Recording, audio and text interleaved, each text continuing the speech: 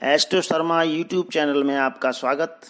आज आपको रुद्राभिषेक के बारे में ही जानकारी देने जा रहे हैं। रुद्र अर्थात भूत भावन शिव का अभिषेक। शिव को ही रुद्र कहा जाता है क्योंकि ऋतम दुखम द्रवपति ही नाशयतीत रुद्र, अर्थात भोले सभी दुखों को नष्ट कर देते हैं। सर्वदेवात्मको रुद्र, सर्वे देवा शिवात्मका, सभी देवताओं की आत्मा में रुद्र उपस्थित हैं और सभी देवता रुद्र की ही आत्मा है। रुद्राष्टाध्यायी में लघु रुद्र, रुद्र और महारुद्र का विवेचन है।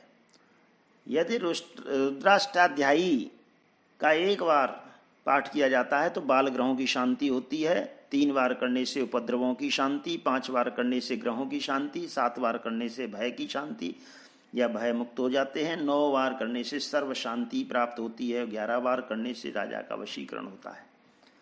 यदि ये मिलकर के एक रुद्र और एक रुद्र यदि 3 बार इसका पाठ किया जाता है तो शत्रुओं का नाश होता है। 5 बार करने से शत्रु और उसका वशीकरण हो जाता है।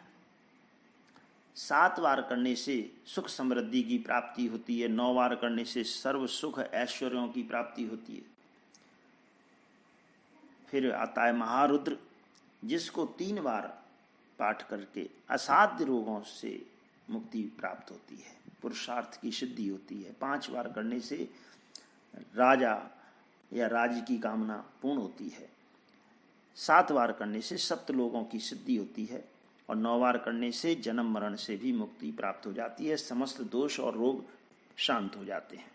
रावण ने 10 सिरों को काट करके त्रिलोकजयी का वरदान प्राप्त किया। भस्मासुर ने आंखों के आंसुओं से वरदान प्राप्त किए।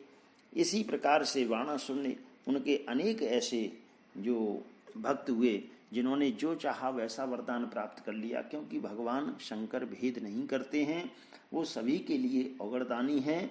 सभी की पूजा से प्रसन्न होकर के सभी को अभीष्ट सिद्धि का वरदान प्रदान करते हैं। भगवान शिव की उपासना में फूल पौधों और सामान्य चीज़ों का भी बड़ा महत्व है। शिव पुराण में कहा गया है कि बिल्व पत्र के चढ़ाने से बड़ा पुण्य प्राप्त होता है। समस्त पाप और दोषों को दूर हो जाते हैं। 1 आंकड़े का फूल तो चढ़ाने से सोने जैसे दान का फल प्राप्त हो जाता है और 1000 आंकड़ा या आर्क पुष्प चढ़ाने से 1 कनेर का फूल बराबरी कर लेता है और 1000 बिलपत्रों के बराबर 1 द्रोण या 1 गुमा का फूल हो जाता है और 1000 गुमा के फूल के बराबर 1 चिचड़ा चढ़ाने से फल प्राप्त हो जाता है और 1000 चिचड़ा के बराबर 1 कुश चढ़ाने से फल प्राप्त हो जाता है और 1000 कुश चढ़ाने से 1 शमी का पत्ता और 1000 शमी के पत्ते बराबर 1 नीलकमल और 1000 नीलकमल बराबर 1 धतूरा, अर्थात 1 धतूरा के पुष्प को चढ़ा देने से 1000 नील कमल चढ़ाने का पुण्य प्राप्त हो जाता है और 1000 धतूरा के चढ़ाने पर 1 शमी का फूल बराबरी कर लेता है। इस प्रकार से इनकी महिमा अनंत है। और भगवान शिवलिंग पर केतकी के फूल को नहीं चढ़ाते हैं, तुलसी नहीं चढ़ाते हैं, नारियल पानी नहीं चढ़ाते हैं, हल्दी और सिंदूर भी नहीं लगाते हैं। अब मैं ये बताने जा रहा हूँ कि किन चीज़ों से रुद्राभिषेक करने से हमें कौन सा फल प्राप्त होता है। शुद्ध जल से अभिषेक करने पर जल वृष्टि होती है और अतिरिक्त जल से तेज ज्वर भी शांत हो जाता है। गन्ने के रस से लक्ष्मी प्राप्ति होती है। गाय के दूध से निसंतानों के संतान प्राप्त होती है। शक्कर मिश्रित दूध के चढ़ाने से श्रेष्ठ बुद्धि की प्राप्ति होती है और शहद से अभिषेक करने पर पापों का नाश होता है।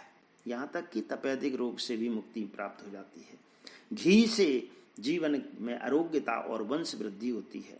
सरसों के तेल से शत्रुओं का नाश होता है और तीर्थों के जल से मोक्ष की कामना या मोक्ष की प्राप्ति भी होती है। और इत्र के चढ़ाने से भी हमारे रोग दूर होते हैं। इस प्रकार से भगवान शंकर की पूजा बड़ी फलदायिनी है। इसे श्रावण मास में और सोमवार को या प्रदोष काल में या संपूर्ण श्रावण मास में हमें जलाभिषेक या रुद्राभिषेक करना चाहिए। जो इस प्रकार करते हैं वो निश्चित ही समस्त इच्छाओं की पूर्ति करते हैं, मन कामनाओं की सिद्धि उनकी होती है और जीवन में किसी प्रकार का कष्ट नहीं रहता है। इस प्रकार से मैंने आपको रुद्राभिषेक के बारे में संक्षिप्त जानकारी दी। मैं इसी प्रकार से अन्य वीडियोज़ में भी ये जानकारी दे रहा हूँ, तो आप पूर्व का वीडियो भी देखें और आगे के भी देखते रहें। और यदि मेरा ये चैनल अच्छा लगता है तो इसे लाइक करें, सब्सक्राइब करें। धन्यवाद। स्वस्ति।